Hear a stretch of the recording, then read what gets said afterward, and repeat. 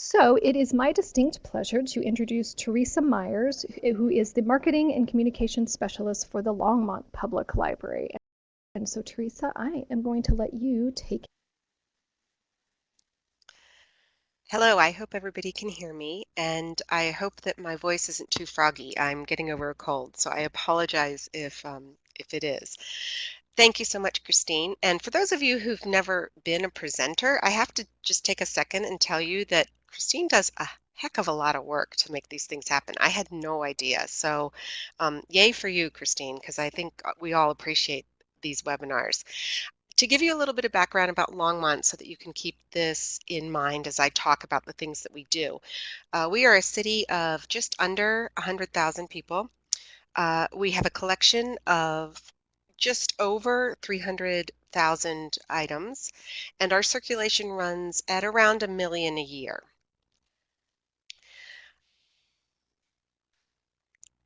Let me just advance, sorry.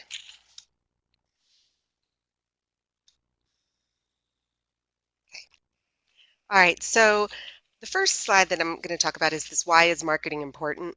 And I do this because when I first was hired at the Longmont Public Library, this was the question that I got in many ways and very frequently from very skeptical librarians who were not sure why I was even necessary. Um, and so, I want to share this with you because I know that a lot of you probably get similar questions. And I think that the best way to talk about it is to remember that marketing is important in libraries because even though we aren't selling anything per se, we are competing with a whole lot of white noise information that is out there that all of our patrons are hearing. And in order for us to break through that white noise, we have to use some of the same techniques that corporate marketers and professional marketers use every day. And part of the reason for this is because we know that your corporations and retail um, companies spend, just millions of dollars studying consumer behavior. And the information that they get from this allows them not only to anticipate it, but to create consumer behavior and consumer expectations. And that's really important because every single one of your patrons, even your children, are consumers. They are consistently inundated with the basics of marketing throughout their day. And because libraries don't operate in a vacuum, um, what we are looking at when we are trying to get the attention of our patrons are people who have certain expectations of what they're going to see and what they consider eye-catching and attention-grabbing and engaging.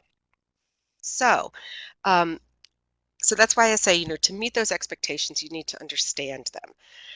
One of the first things that I like to do is to use a grocery store example. So for those of you without a marketing degree, you may not have noticed this, but let's talk really briefly about what happens when you walk into a grocery store.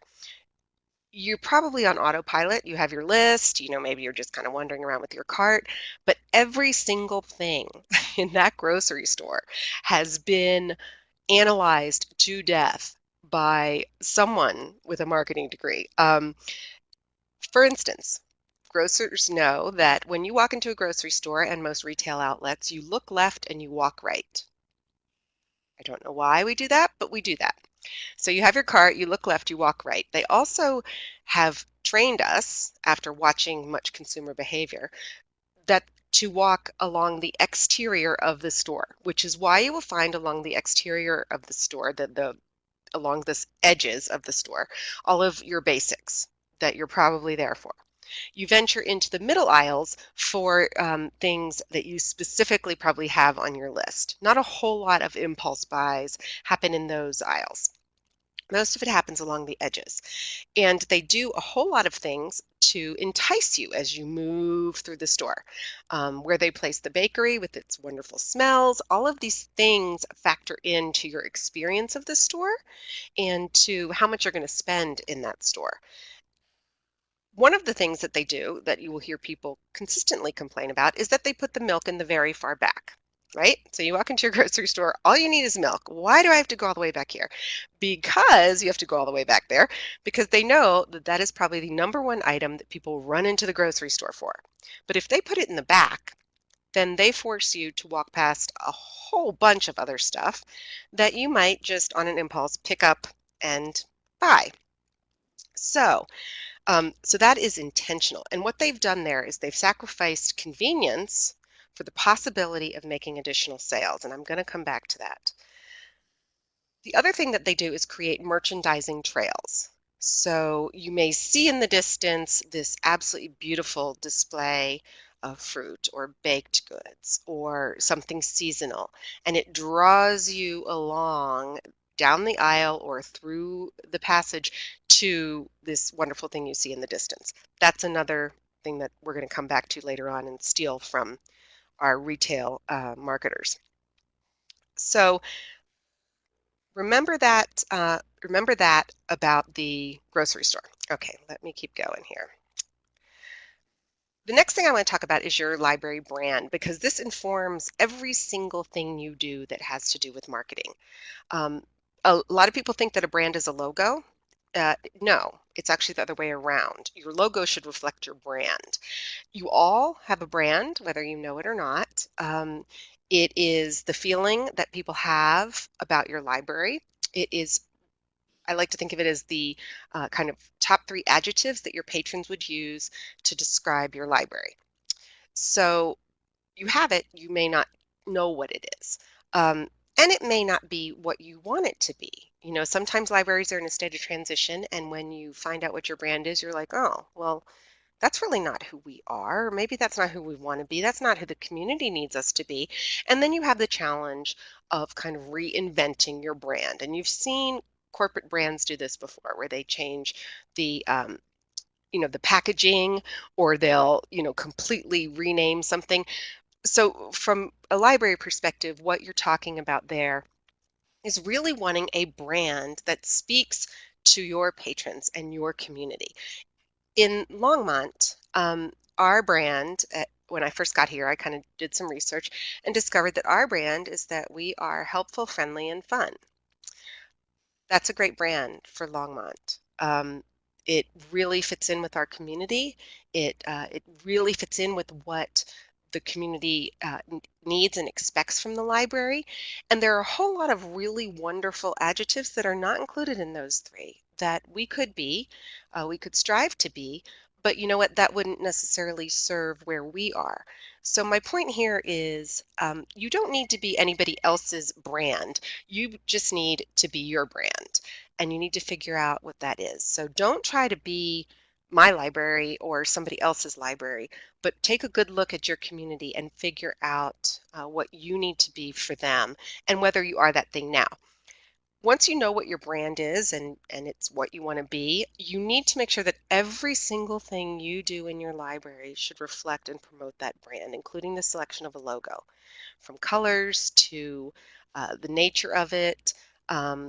It should all reflect it. What you see down in the corner of my slide here is our book cycle. And as you can see, it's pretty silly. But that is part of our brand, and our patrons love seeing that book cycle come, down the street. If we were an academic library, maybe not appropriate, right? But for us, very appropriate, and it really engages our patrons in a big way. So these are examples of various logos from around Colorado and the country that I picked up. And just to give you an idea, of how your logo should visually represent your brand. Ours, for instance, is the colors are very playful, very fun, right? It emphasizes books because we do believe in books as a good brand. I know a lot of places don't anymore, but we have stuck to that. But then it also has kind of the thinking blocks coming out of it, which indicate kind of more than books. And our logo really works for us. It actually predates me being here, and I got very lucky that they happen to have a logo that does visually represent our brand. If you sit down and realize that your brand and your logo are not cohesive, then you need a new logo or a new brand, and there's just no way around it. That's a really important part of your marketing, and you'll see it in everything that we do here. Okay, so this is our first interactive work session. Um, and here's what I'd like you to kind of think about is, what is your current library brand? Does it reflect what you are? Does it reflect what you want to be? And you can certainly go down to the chat and maybe share a little bit. So I don't know how many minutes Christine usually gives for these, but Christine, you can pipe in and tell us what the deal is. Why don't we start with just like 2 minutes, and that way people can kind of jot down on a piece of paper or what have you, sort of what you're thinking, and then feel free to kind of respond to the questions in the chat. I'm suddenly wishing we had ways for you all to upload your logos so that we could see them. That would have been awesome, but I don't think there's a way to do that. But yeah, just take a few minutes to think about the questions, and you can pop it in the chat.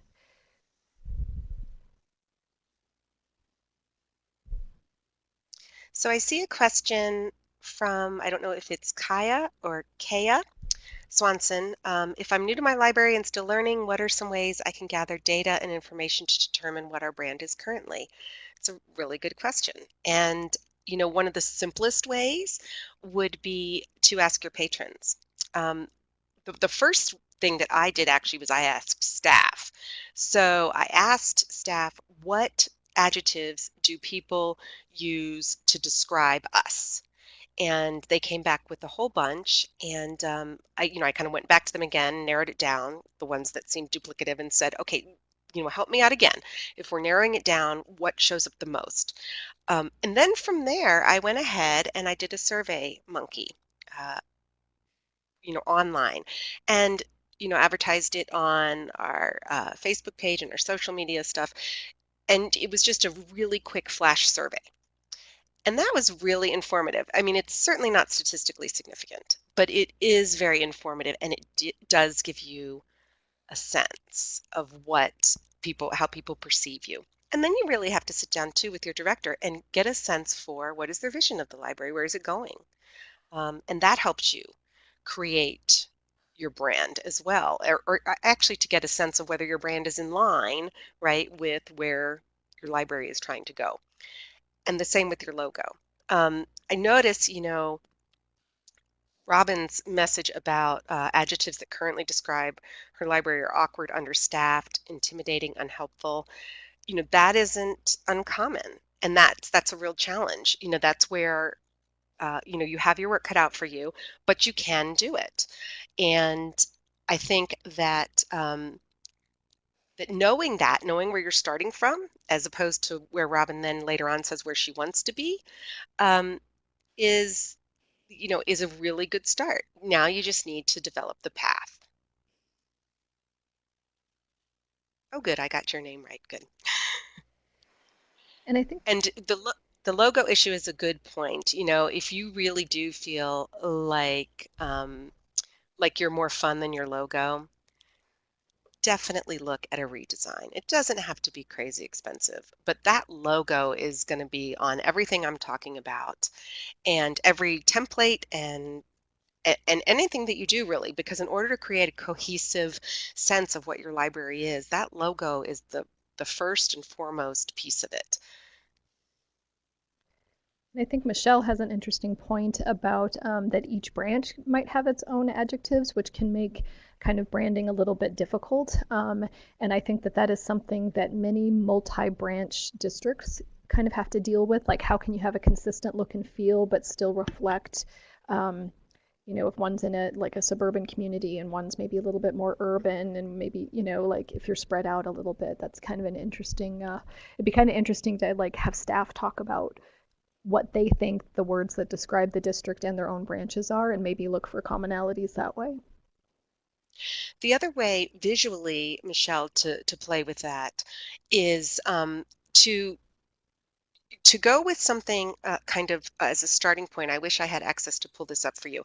But one of the things, because we are part of a city, we are in a library district, one of the thing, our limitations was that we had to work within a certain color palette and font selection within our community services division of the city of Longmont. So in other words, all of the community services divisions, all of our logos share certain commonalities, but they're slightly different. I mean, they're definitely different. So you can tell the difference between us and the youth center and the senior center, but there you can also get the sense that they're all part of one, and that might be really something for libraries with diverse branches to really think about. There are ways that you can do that. You'll notice at the bottom of our logo, I'm just going to back up here a slide so you can see it. Right down at the bottom, it says a division of community services, and all of our community services logos have that. So that might be something that you would do branch-wise. So it might say, Longmont Public Library West Side branch instead of a division of community services. And it may have a slightly different logo, but there'd be those consistencies for continuity that might help. So that's what I would suggest.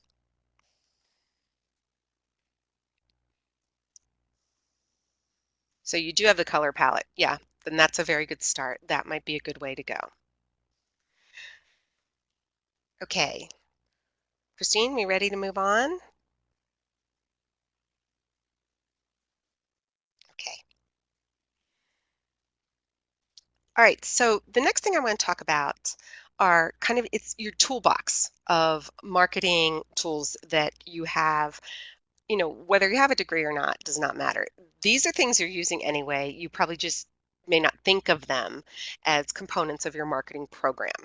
Um, but they are all in your toolbox, and they are all either promotional items or publicity items. And when you hear those terms, you don't need to know the details of them, but you'll hear marketers talk about them, and they're all these things. Okay. One of the things that that you do is anytime, so I'm going to actually back up a second. When I first got here, we had no mechanism for staff to tell me what they needed to promote or publicize. And so I did essentially what was a spreadsheet. You can use an Excel spreadsheet, and they can just fill it in with the name of the program or the material or the collection that's being introduced, and all the details that you would need to market this. Okay, it took a while for everybody to get the hang of it, but they did, and now it runs like clockwork. So I get this ping that they've entered something new, and that tells me I have something new to market. So then what I do is I sit down I have created a marketing checklist. Which I will get to in a second. And I sit down with that checklist, and it has all of these different things on it. And I decide for each item, what am I going to do for each program? Like I said, collection, service, new service. What am I going to do to promote this? And part of it will come from experience. But as you're keeping track like this, you start to get a sense for which types of programs need a little bit more, which types of services need a little bit more. I mean, I think a common problem that a lot of us have is databases. Like, how do you tell everyone that you have these cool things and get them to log on and use them, right? Um, and so, you're going to do something very different if you're promoting a database than if you're publicizing a children's story time, right? So you're not going to use all of these all of the time, and that's okay. That's how it should be. But you need to be able to keep track. Systems are very important, I've found, for library marketers because most of you have other duties, from what I understand. But I am a part-time, I'm 30 hours a week, one-person marketing shop. So everything I'm going to talk about here, I do in 30 hours a week as one person. So it is doable. So don't get intimidated by all the words and all the possibilities. So as I said, I have a marketing checklist that I work from because I believe that checklists, calendars, and templates are my best friends. And that's what keeps my system moving smoothly to promote all the programs that we have, all the new services we're introducing, and various collections, because I will rotate through as well and feature different things. I use a marketing checklist that has some of these items on it. In fact, I think mine has all of that. Um, I also use a social media planning calendar for my social media, which is just a Word calendar, um, that I got free online. And every month I sit down and plan out various posts. And those posts then serve as kind of the skeleton for my social media efforts of the month. I could do a whole program here on social media and some of the best ways to do that, but I mentioned the calendar because that's one that I know that trips people up, like remembering to how do I know when am I going to post this? But if you do it in advance, then it's all laid out, and that doesn't mean you can't throw in something new and fun that happens along the way, but it at least reminds you to promote this program or let people know about this service a few times a year. I also use scheduling software for posts and tweets. We have Facebook and Twitter right now. There are others I'd like to do, but that's what we have right now. And both of those have software that allow you to, schedule your posts far out so that you don't have to do it just when you happen to be sitting at your desk. All of these things, again, are important because there are systems that you can put into place to really, um, kind of maximize your efficiency.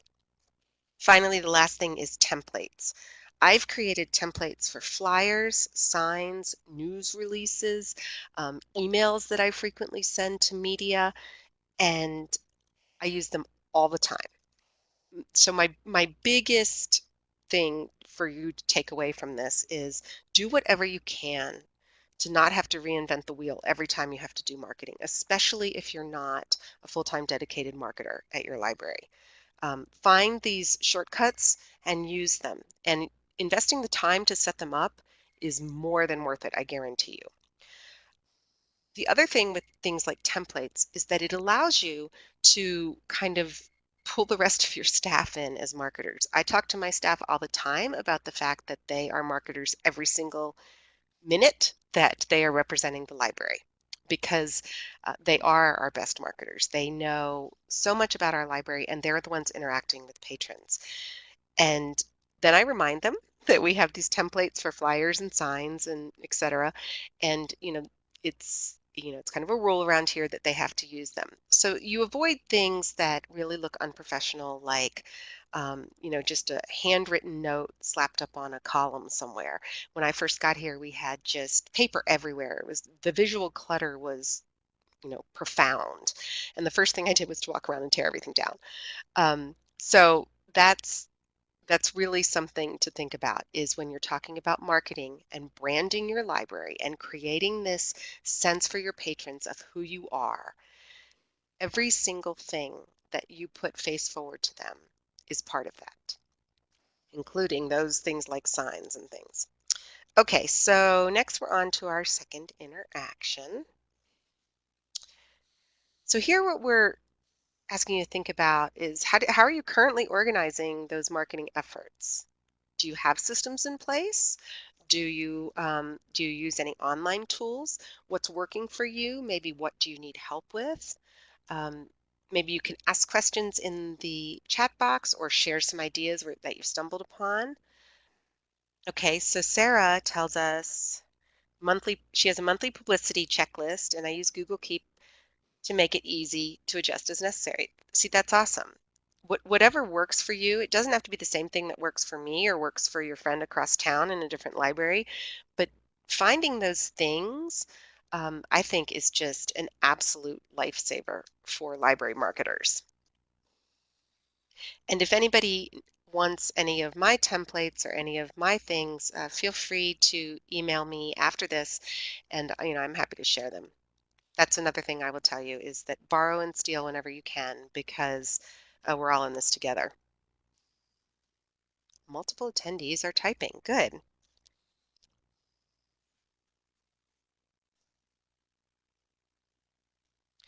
Maximizing your social media presence. That is hard, isn't it? It really is. There is one group on Facebook that I really liked when I got here that is a kind of library sharing page, and people post things like, this did really well for our library, this did really well for our library. I would suggest, first of all, following them, but also two other things.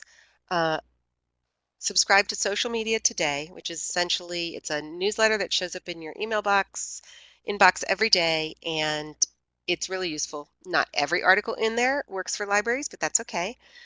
So that's one thing I would suggest. It is a good resource. Follow other libraries is another thing that I would tell you to do. Follow the libraries that are doing cool things and pay attention to what they're doing, how they're doing, when they're posting. Um, that would be my advice on social media, the nutshell version. So you use Hootsuite. Yep, it is your direct supervisor's area. Okay, so a lot of folks love Hootsuite. It allows you to schedule all your posts and see them all in one place, and that is really convenient, especially if you have more than one person working on social media. I'm the only one who posts to our social media right now, so I don't have that problem. But citywide, we actually use Hootsuite. Haphazardly, you're organizing your marketing events, event by event, which frequently come up without much notice. Biggest obstacle for Robin is the amount of time it takes for small staff to mobilize and plan for outreach. That is everybody's, I think, struggle. When you have a small staff and you're trying to figure out how to get that information out there. I can tell you that our programming, before I came on board, we were averaging between 10 and 20 people at an adult program. We routinely sell out now. Selling out is 80 or more. Marketing does pay off, but a lot of it is getting ahead of some of these things that you all are talking about, where you have to plan out further. You have to take the time necessary to put things in order. One of the things I talked to my director about a lot when I first got here was to not rush things before they were ready to be released. And that's another lesson we can learn from our corporate friends. When you have a new car and you want to push it out because it's this great car and you want everybody to know about it, we've all seen the stories of when they release it a little bit too early. Another perfect example, more so than probably anything else, is technology. When they release a new iPhone that has too many bugs, it's not the same as if they had waited just a couple of months or whatever and kind of ironed things out. And for your programs and your other things that you're marketing, it's really worth doing. So sometimes my librarians get frustrated. Why can't we have this database, we're already paying for it, let's just push it out. No, give me a few weeks and let me really get it enough marketing around it so that when we do push it out, we're conveying its full value to our patrons. Okay, Carmen, you have a marketing checklist, includes your website, 5 years, it's helped so much. Yeah, exactly. Oh, and she makes a really good point. Carmen talks about posting every event as a Facebook event so that patrons, can see that and get interested and get a reminder that the event is coming up. Absolutely a good idea. Facebook events is phenomenal for not just getting that word out, but then those constant reminders and spreading the word. You know how Facebook will tell you, like, oh, my friend Carmen is interested in this event over at the library tomorrow. Wonder what she's going to. And boom, you have another attendee. So that's a really, really good point. Okay, Christine, are we ready to move on? Okay, wait, we have a question about graphic design, and that's you have a contractor. Amy talks about encountering problems with graphic designs. She has a contract with an external designer for large projects, but you don't have a graphic designer on staff. So graphic design it's really difficult. You're either a visual artist or you're not. And even people with marketing degrees or advertising degrees, um, you know, we don't we don't all specialize in all areas.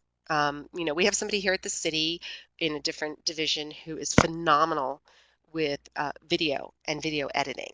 And we all kind of lean on her to help us with that because that's not my specialty either. The best thing I think you can do, Amy, with graphic design is, you know, is to take advantage of classes like lynda.com, things that you can get uh, cheap or free to improve your skills and just kind of brush up on the basics, the idea of negative space, layout, structure. Those things are really important in graphic design, and they are not complicated. It's just keeping them in mind in the midst of everything else you're doing. But okay. Oh, look at this. This is great. So Kai is talking about Typedo is a new service that's trying to be the Canva of video. They allow you to create really visually beautiful video files for online marketing. And Catherine talked about using Canva for graphic design. It's been helpful. Absolutely. When you have access to something like Canva or Illustrator or even Photoshop, um, it can be really helpful to play around that way. My librarians will send me things that they've done in Publisher, and they're great for the capabilities of Publisher. But when I drop it into one of our other things, there's so much more I can do for them. And so, that's great. Okay, are we ready to move on, Christine? Sure. Okay.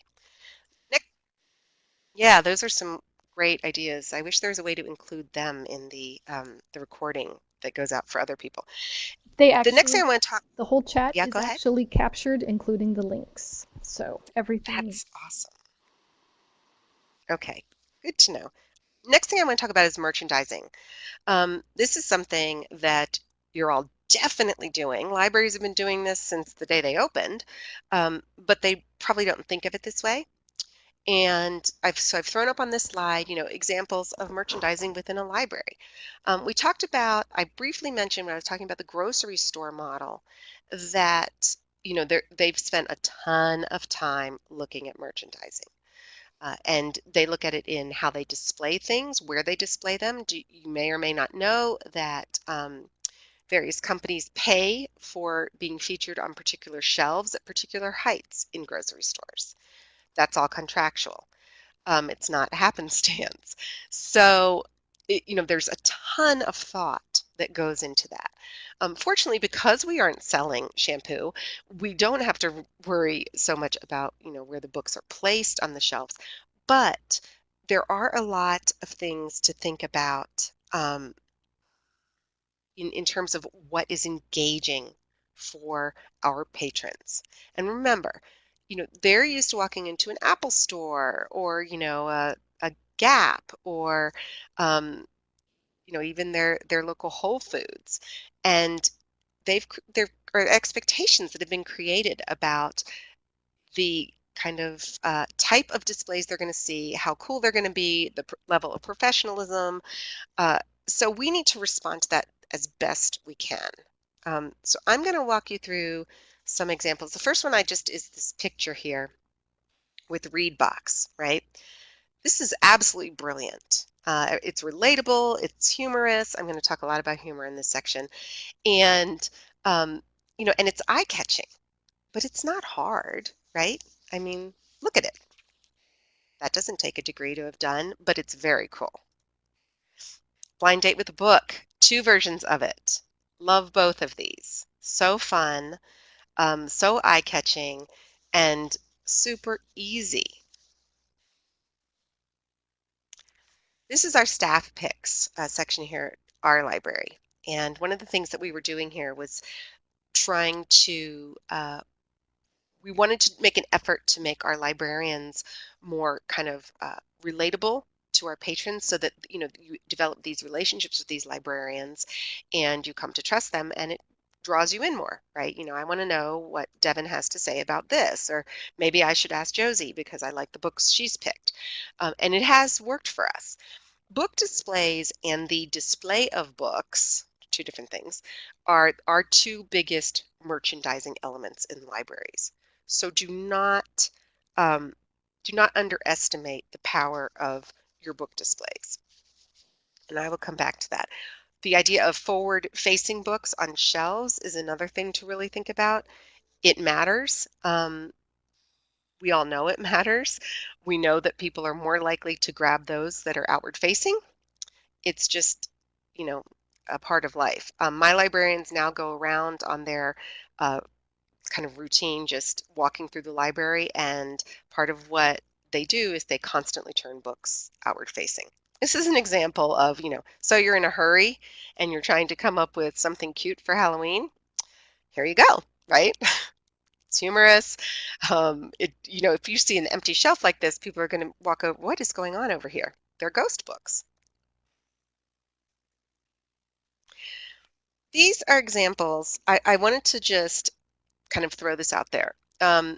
Sometimes it really is worth looking at ways to grab your audience. So these are two posters that we had that made a lot of people uncomfortable, but they were very effective marketing tools. I understand, having worked with librarians for a long time now, that a lot of librarians are very uncomfortable with making people uncomfortable. But in the instance of the assassination of JFK here, this is a program that, most people feel like, I think at this point, there's really not a whole lot more to know. It's been hashed and rehashed, and I was concerned that we weren't going to get a very big crowd. The whole poster changed when I put the target on the president's head, which caused some meetings at the library with some nervous librarians for sure. But uh, it was eye-catching, and the program did fill up. And really, that was the goal. It wasn't meant to be disrespectful to President Kennedy, but it's truthful and it's engaging. The one on the right, I did not design. It came to us from the folks at Fast Pencil, which is a self-publishing software that we had for a while. And it was getting no attention. Nobody was using it. And I couldn't, like, how is nobody using this? This is this great service we offer. So I figured we needed to go a little bit further. This is one of the posters that they had, and boy, did it get the attention. Sometimes you need to push the edges of the envelope. And I'm not saying to shock for shock's sake, but again, I'm talking about valid marketing reasons for creating something that is going to push things a little bit further than just your standard, hey, we're having this program poster. So it's worth thinking about when you run into something that is not getting the attention you feel it needs, or you're anticipating something that is not going to get the attention that you want it to have. Okay, so I I did some secret shopping when I first started working at a library, where I went to all of our local libraries, just, kind of within driving distance, and took pictures and made notes. And so a lot of these are from there. It was around Halloween time, and these were two of the displays I saw. As you can tell, neither of these is expensive. Neither of these is, required probably much outside purchasing at all. But they are both big displays, and one of them is far more memorable than the other. So the jeans one, I can tell you, was a merchandising trail book display. In other words, I walked in the library, it was quite a ways off, but I see these blue jeans, and I'm like, what is that? Goodness. So, you're drawn in. What are these blue jeans doing in this library? So immediately it engages you, right? You get there, and then it has this great books to scare your pants off, right? Using humor, um, being clear about what the book display is about. It checked off every single box for me of what a book display should be without being expensive. And then you look at the other one, and the other one is not bad. Someone put a lot of time into it. It does tell you what the book display is about, which is my number one pet peeve with merchandising in libraries. Don't throw up books and make your patrons guess what they have in common, unless that's the purpose, and then that's a fun game. But don't just put books on a table that patrons are going to be like, oh, what is this? And I saw an alarming number of those. But my problem here is that one of my bits of advice to you is that if you want to look professional, stay away from construction paper and glue. And I know that a lot of folks hate to hear that, But in the research that I did and I've done since then with our patrons, it bears it out every time. So someone put a lot of time and thought and effort into this, and for that I feel bad because it probably, well, I know it doesn't convey the brand of that library. That library is pretty cutting edge, and you wouldn't know that from this book display, would you? Karen recognized Carbon Valley. Yes, that is Carbon Valley, in fact. Okay, so that's it for my lecture on those book displays. So here are some merchandising tips. I'm not going to sit there and read them all off to you, but what I'd like you to take from this are a few key points when you're looking at merchandising, the way that you are displaying the things in your library. Are you being intentional about it? Are you really looking at what you're doing and trying to imagine it from the viewpoint of a patron who just walks in and is not, a librarian? Do you take the time to make sure it's attractive? Um, I'm pretty sure that whatever your brand is, sloppy is not part of it. Kind of haphazard is probably not part of it. Confusing is definitely not part of it. So take the time when you're working on display to make it reflective of your brand and attractive to your patrons. This idea of reflecting your brand is really important. I've spent a whole lot of time with my librarians. They've been like right on board with this, and they really are getting the hang of it and doing a wonderful job with our book displays. Getting that sense of kind of constantly knowing what your brand is and looking at your idea for a book display and saying, does this accomplish it?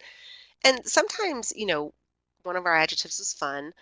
So maybe you're doing a domestic violence month display and fun is really not what you're trying to convey. Totally okay. Um, but the other adjectives, helpful and friendly, you know, are. So you want to be helpful. You want to friendly, another word for it would be accessible, right? Making the material accessible and not threatening and um, in very engaging for the person walking past it. And then the last one, when it comes to merchandising, is try to have fun with it. Merchandising should be fun. There's so many things you can do. Like I've said earlier, I would borrow and steal all the time because other libraries have great ideas. So why not? And they'll often prompt in you great ideas too. One of the merchandising tips I do have on here that I am going to repeat is the idea of taking photos of your library. That's another thing I did.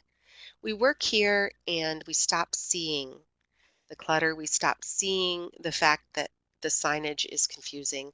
We stop seeing, um, the fact that when you walk into the library, there's no, it may not make sense to anyone as to which way am I supposed to go, which was one of our problems. Our lobby was kind of this big barren like no man's land, and people would walk in and I watched them. I sat in the lobby for a lot of hours and watched them kind of look around like where am I supposed to go. Part of this is because they take their cue from retail stores. You walk in, you're usually met with kind of a display or something immediately that causes you to go right or left. So think about these kinds of things as you're creating your library. Taking pictures will really help. You will see in pictures things you do not notice in real life. And try to have fun with it, really. I love merchandising and I love book displays and I love seeing librarians be creative. So um, encourage your librarians to have fun with it. Okay, we are at interactive work session number 3. Here I was thinking, we might have some folks who can share a successful merchandising or marketing effort that you were involved in. As I say on this slide, sharing ideas is a marketing fundamental. It really is. I mean, there's a reason that in agencies, you tend to work in teams, in advertising agencies and marketing firms, because that sharing of ideas and bouncing ideas off of each other really is so important. So I'm actually So, going to bring up kind of okay. a chat window in the middle of the screen where people can like, share, maybe book display ideas that you've done that seem to have gotten responses, maybe social media posts or any of that kind of thing that you kind of are proud about, whether it was you that did it or somebody else, or maybe even something that you've seen. Once again, I sort of wish for this one that Adobe Connect was a wee bit more visual and everybody could like upload pictures of things. But if you guys want to chat about some things that you have seen work.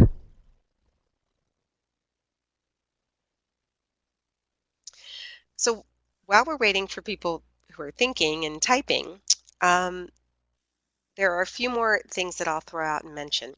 When I was talking earlier about putting milk in the back, we looked at this very idea when we moved our holds. We needed to move holds for some place spanning space planning reasons. And the question was where to put them. And we contemplated putting them kind of in the back of the library and forcing our patrons to walk through all of our fun stuff and maybe grab some things. What we realized is that holds aren't the same as milk, and we were probably going to end up with just some really ticked off patrons. So we didn't do that, but we did put it somewhere that they have to walk through our whole lobby. And we put our new fiction and new nonfiction out there. We put what we call the Just Gotta See It DVDs, which are the new hot DVDs. And we typically put our brand new collections out there. We have something called experience bags that are on a carousel. So, people have to walk through all of these in order to get to their holds. And it's amazing. Again, I spend a lot of time just sitting in the lobby and observing patron behavior, and it is amazing to see how often they will stop and look at something. Obviously, they just came in for their holds. They make a beeline to the holds, and then they're kind of looking around after they've checked out with their holds. And sure enough, we pick up a lot that way. So keep those things in mind. Those marketing trails are really wonderful. We posted staff photos holding our favorite books from the PBS Great American Reads Top 100 Books. We ended up spurring quite a few book conversations, and that's wonderful. Exactly. Um, Staff photos and anything where patrons are going to relate more to your staff is huge. That's why corporate America uses things like the Geico Gecko. It's not staff exactly, but it's this relatable creature that people identify as part of the brand and as something that they like. Creative Services Department decided that as part of our mini maker fair, they'd have a community art project. We made art out of huge cardboard letters and provided crafting supplies. Hundreds of people participated, and now the decorated cardboard letters are a permanent part of our library. That's wonderful. And it helped people feel like they got to leave their mark and feel that the facility is really theirs. We've done something similar here where we have a new gallery hallway. It isn't intended for fancy art. Sometimes it is art that is created in our programs. Sometimes it is art that is created at various groups around town and then posted here. But that idea of making them feel like the facility is really theirs is huge. It's another thing in marketing that we do. If you think about how corporate America does, they want you to be invested in their products and feel like you are part of that family. They do it constantly. My most popular displays have been the blind date with the book displays. I know people love those, don't they? We've also done mystery book displays where you put books in a bag, in a paper bag, and you staple it shut, and all you put on the outside, so it'll be maybe 2 or 3 books, um, and you put on the outside just an idea of what that it's science fiction or it's this, but that's it. They're fun and popular. That's a wonderful idea. The Freedom to Read Week or Banned Books Week created a dead person outline on the floor and filled it with images of banned books and blocked it with caution tape. Absolutely. See, these are super creative and they're not crazy expensive. Your new furniture enabling students to feel more comfortable coming to the library, it's absolutely huge. You have to respond to patron expectations, and Patrons are used to hanging out at their local Starbucks where it's super comfortable. I mean, when you think about who our actual competitors, in air quotes, are, it's really not each other, right? Most of our libraries, we aren't competing with each other in any way. We're competing with Starbucks and Amazon and some of these big corporate names, and they are setting expectations for our patrons. And we are stuck playing catch up. But that's okay. You just have to be aware and do your best to kind of meet those expectations. And these are some wonderful ideas. Photo op displays for summer reading program. That's really great, Michelle.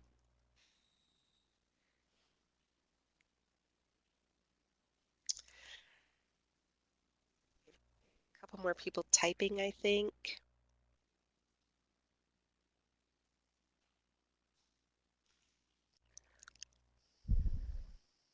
Wait just one more moment, and Yep.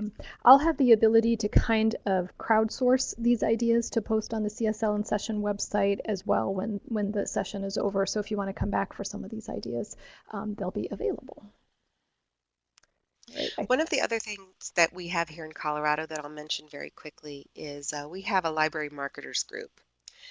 And I would strongly suggest if you don't have one in your area that you pull one together. It's just an informal group. We get together every quarter. Unfortunately, for me, I haven't been able to make as many of the meetings as I would like. And sometimes there's a little bit of a disparity between smaller libraries and what they're capable of doing as in terms of marketing and some of your larger, wealthier library districts. So you may also find that maybe you need two groups in your state, maybe one for the smaller libraries that are, dealing with the same set of problems, and then one for the larger, wealthier libraries that are dealing with a different set of problems. But a library marketers group is a great way to share ideas, and they're an incredible resource for me. So these are my final takeaway tips, and on the right here, what you see is actually a picture of our experience bags carousel, mostly empty because they were all checked out. Um, and that's near our holds when I was talking about kind of having some impulse buy things featured along that way. But as you can see in the caption, I was working when I first got here, we had absolutely no marketing budget, like literally no marketing budget, just my salary. Everything else had to just be done with whatever I could make from it. And when we were introducing this collection, I really wanted a carousel. I didn't want them on shelves. Again, from a retail perspective, people would be more used to seeing something like this on a carousel. That's relatable to them. It's part of their retail expectation. And I found a local library, High Plains Library District, that gave me this carousel. So don't be afraid to send out those emails to your colleagues. Let them know what you're trying to do, and they might really surprise you in what they have to offer for free. So here, I'm talking about again, don't be afraid to beg, borrow, and steal ideas. Use humor whenever possible. Don't be afraid to push that envelope sometimes. And if you do make a mistake, okay, fine. That tells you good information about your patrons and your community. If a budget is tight, then take advantage of library giveaways and go thrift storing if you have to. There are a lot of ways to be creative on the cheap without looking like you've been creative on the cheap. The next one is something that I really want to stress. This was not happening when I got here. What little marketing was being done had been assigned to a bunch of different librarians, and those tasks had mostly been assigned. It wasn't based on who was good at what. So if you have a team that you're working with, really, really take the time to analyze whether you're assigning tasks to those to whom they are best suited. So, one of the things I've been trying to work to do is we have a rule that all librarians have to do book displays. And to me, that is just so counterintuitive. Maybe you're better at book lists than you are at displays. Maybe you're better at programming. And whatever you're good at is probably really needed in your library. But to just assume that anybody can be good at all of this is really inaccurate. And I think most of us that do marketing know that, but sometimes we have to share that with folks who don't understand that. Using your web page and your social media to tie your brand and your merchandising together is so important. And then one of the things that I would say to all of you that were in the category of accidental, dabbling, or what is this marketing you speak of, is really to trust your instincts. Marketing is not rocket science. I also have a law degree. I wouldn't suggest doing that, just on the fly. But marketing, you can figure out if you take the time. And if you're creative and you enjoy yourself doing it, all of that's going to come across. So don't get intimidated and don't get overwhelmed. Uh, just kind of, you know, keep plugging away and steal ideas and ask questions. So that is kind of it for my presentation. I have one more slide that are just some online resources to get you all started. I know a lot of people have a hard time, how do I make graphics? So I included a couple of where to find free stock photos online, a meme generator, great for social media. Easel and Xmind are great for creating charts and graphics. And at the top, of course, I have general library marketing and design advice. Library Design Share is a place where libraries, just literally just share logos they've created, posters they've created, things that you can borrow and get ideas from.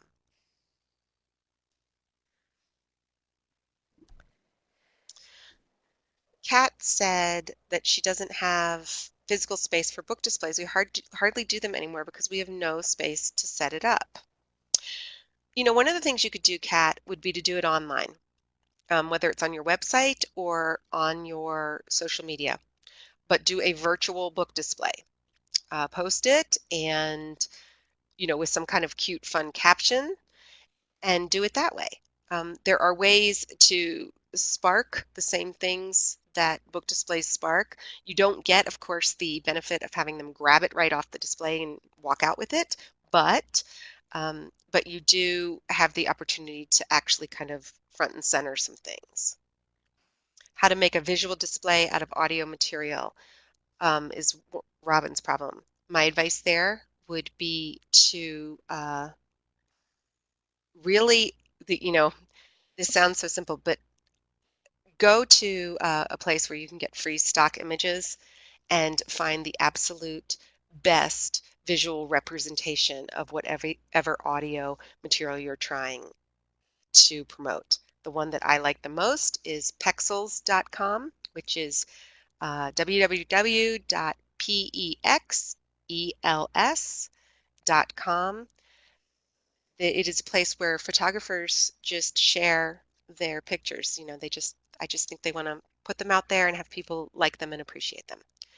And there's some amazing photos that are really just their art. So that would be my suggestion. So I've gone a little bit over, and I'm sorry about that, but thank you very much, everybody, for participating and for being here. And now I'll turn it back to Christine. And I posted both the links to the CSL In Session website as well as the survey that is also available on